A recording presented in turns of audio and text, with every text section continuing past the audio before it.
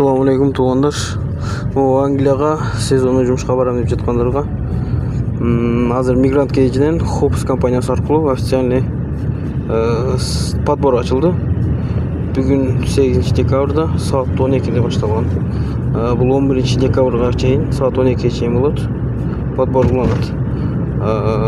Подборго биринчи очередте могул ссылкасы Мигрант кейжиде Instagram'да ссылкасы бар. Ссылкасы аркылуу киресиздер. Кирип жатканда эле сразу сиздерден электрондуу почтаны сурайт. Электрондуу почтаңыздарды берип, электрондуу почтаңыздарды жазып, андан ары следующий кнопканы басасыздар. Электрондуу почтада маанилүүсү сиздердин паспорттагыдай аты жөнүңүздөр, данныйларыңыздар бар болуш керек. Ошол аркылуу киресиздер. Андан кийин сиздер электрондуу почтаны улагандан кийин кийинки страницада фамилия, имя деп турат, аты жөнүңүздү жазасыз.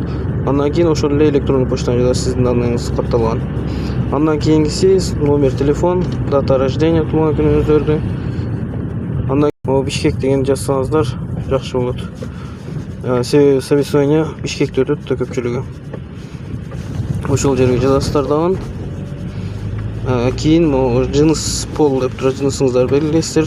Аял киши болсо аял киши, эркек киши болсо эркек киши кылып. Паспортуңуздар в наличии барбы жокпу ошону жазасыздар. Анан номер заграничный паспортто жазасыздар. Заграничный паспортто жана П деп башталат. Андан кийин 7 цифра болот, ошону жазасыздар.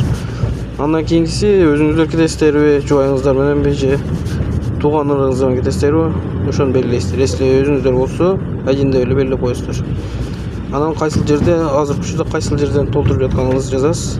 Ал деле Бишкек деп жазып койсоңуздар жакшы болот. Баардык заявканы толтуруп бүткөндөн кийин следующийни басасыздар. Ошону менен успешно подали заявку деп экранга чыгып калат.